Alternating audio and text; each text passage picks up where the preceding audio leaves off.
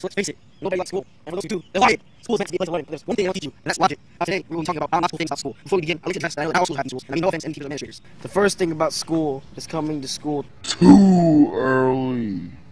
Let me just pause and let you think about that.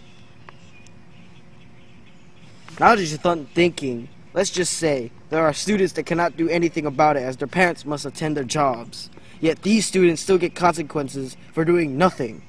I understand that our administrators do not want students to freely walk around the school, but where is the harm in that? It's not going to hurt anybody now, is it? No, it is not, yet it is still implemented as a rule in school. The question is why? There are countless reasons, most with better solutions than the one at hand. The most logical reason for this is that admins want to protect the students and they are afraid something will go wrong. If that is the case, then maybe the school could open the school a little earlier or when the teacher must arrive.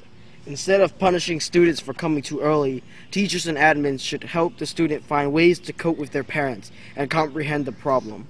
I know that we ended this part of the video very weak, but that is only so we can prevent from using false information, and we want your side of the argument, not just ours. Okay, now on to something that people actually care about. If you're not already bored to death, here's some more to kill you. The next thing is about how the teachers act at school.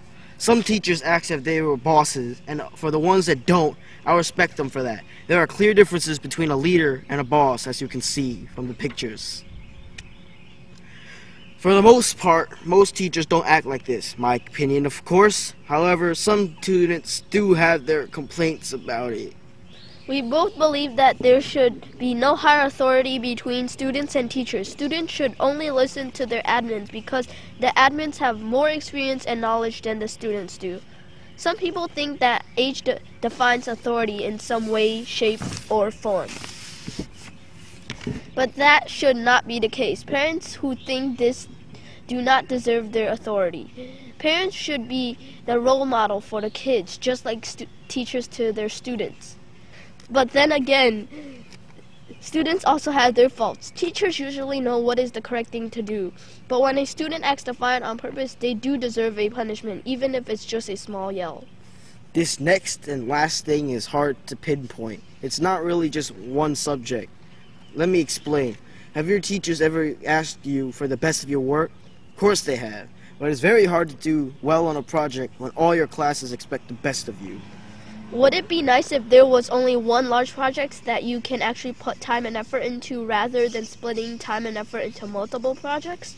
Teachers should work together before giving away several projects to students. With 4 projects at a time, one can only put so much effort and time into it rather than giving it their all. The second part of this is Howard Gardner's theory of multiple intelligences. These intelligences include verbal linguistic, numerical, physical, spatial, interpersonal, and environmental. The only genius that is taught at school is verbal linguistic, or a person's ability to read and write. This is the only genius measured in the IQ, making it useless to measure a person's intelligence from IQ. Let me give you an example. Say I have a solid IQ in verbal linguistic because, you know, stereotypes. But then you have another person that does not do nearly as well in school, but his IQ in intrapersonal and interpersonal is very good. He will have trouble learning in school as it is not his style of education. So in case you don't understand, school limits many parts of a child's real education. Pretend that there is a box that school puts you in. This is the limitations and restrictions put on a student.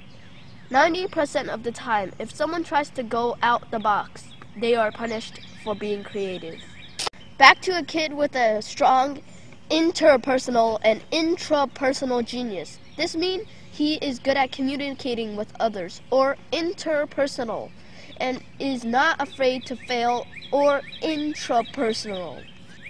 A person like me, who is a perfectionist, will get good grades but won't be successful in the world after school. Those with strong intrapersonal minds can do good, but do not get the chance as their grades won't be nearly as high. What I am getting at is that schools should have other ways to check a person's intelligence so they have a much better chance of surviving in the real world.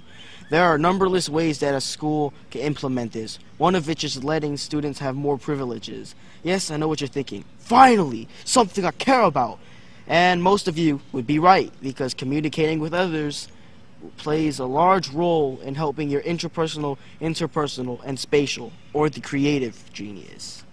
If you ever think about getting a job, just know that two most important things is the ability to communicate with others and a good attitude. So the next time a teacher tells you to shut up, just know that you got someone to blame when the time comes. Texters out there. I'll admit, if I was a teacher, I wouldn't want my students to use their phones in class. But recent studies have showed that students that text usually have a stronger verbal linguistic IQ than their counterparts. At the end of the day, maybe school should stay as it is. But what are your opinions? Just always know the real education begins after school. Leave a like and comment below. So there you guys have it. We are done for the day. I hope you enjoyed it and did not die from boredom, because I probably would have. I really hope that the future Aiden isn't watching this video with the class. If he is, tell him that the past Aiden failed him, and I'm sorry. Include fan with it. But then, again, students also have their faults. Teachers also know what is the correct thing to do, but when a student acts defiant on purpose, they do deserve a punishment, even if it's just a small. Oh crap. Oh, I didn't know. A person like me, who is a perfectionist, will get good grades, but won't be successful in the world after school, while those with strong intrapersonal minds can do good, but do not get the chance. Now this one's for the texters.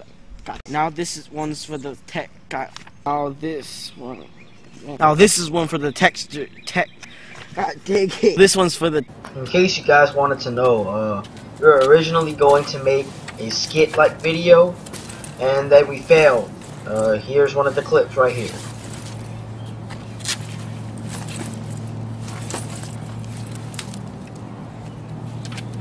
Stop right here!